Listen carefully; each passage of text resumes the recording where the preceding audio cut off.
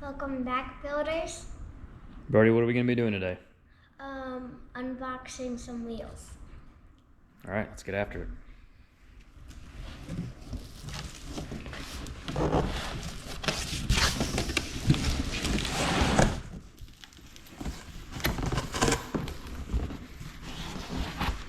We got wheels by Rough Country.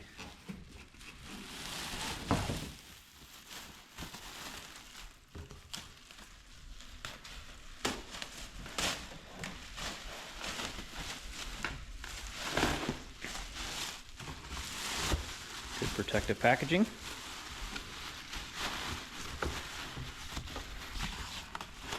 We got ourselves a nice hair bonnet. Oh, wow. There's a plastic ring around the edge you got to peel off. There you go.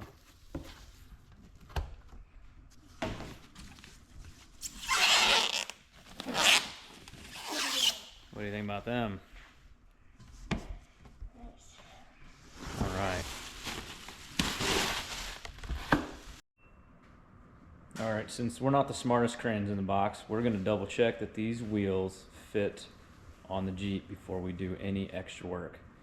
Plus, we got to double check the spline count on the rear axle. Hopefully we got some more parts coming to talk about that in the future.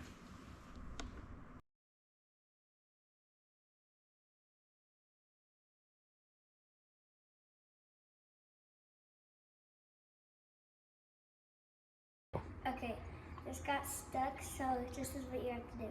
You have to take this out, and you just have to screw it back on a little bit, and then you just pull, and then take it back off.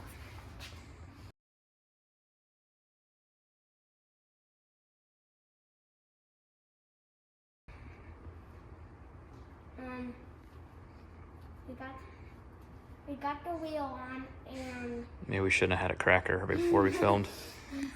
we got the wheel on, and now we're gonna put the bolts back on. I don't know if we'll put the bolts back on, but we obviously got the right wheel size. Lug nut pattern matches up, so that's a good thing. The forms are correct. So looks like we got plenty of room. Get a tire on there.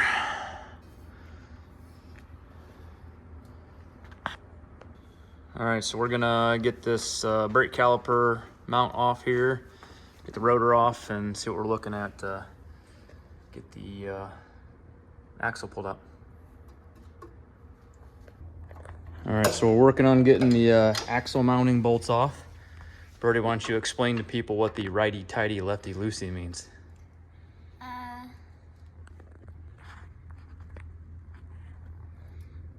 Your whichever hand makes an L is your left hand.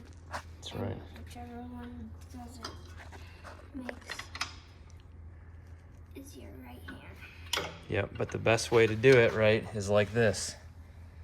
If you're facing the bolt and you turn it towards the right, righty-tighty, lefty-loosey, right? Mm-hmm. So which way are you going? This way. And which direction is that? Righty. And we want to go which way? Lefty. There you go. Good. Okay, so there's a trick to getting this off. So when this is in here, you have to put this back on, and then you put a few lug nuts on, and then you just have to pull it really hard, and then soon it'll pop off. Yep, so we're having trouble getting the axle pulled out of the housing here.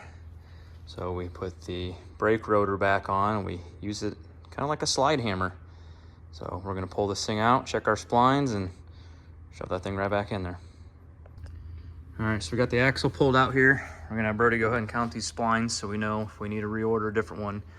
May not be able to see, but we did mark just a little wax dot on one of those. So that'll be the indicator which one to start on. So go ahead and count them, Brody. Use the pick so you can keep track of which one you're on. Count them out loud. 1, 2, 3, 4, 5, 6, 7, 8, 9, 10, 11, 12, 13, 14, 15, 16, 17, 18, 19, 20, 21, 22, 23, 24, 25, 26, 27, 28, 29, 30, 31, 32, 33, 34. Okay, and that's the 32, 33, 34. Okay, that math does not add up.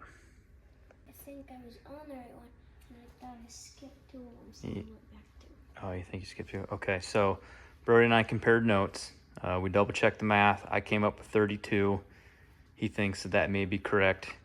The funny part is on this Jeep Unlimited X, this is a non-Rubicon model, but it does have the rear locker as an option. So I don't know if that upgrades the Dana 44 to a 32 spline, but I think the standard stock axle on these are supposed to be a 30 spline. So we're gonna do some more research. Glad we checked that. If we happen to order some chrome moly axles, we wanna make sure we get the right ones that fit. Stay tuned. All right, we got the axle back on, brake caliper bracket back on, wheel speed sensors back in, parking brakes back on. Brody's just putting the lug nuts on, buttoning things up. We'll be done for the night. Thanks for watching. Stay tuned.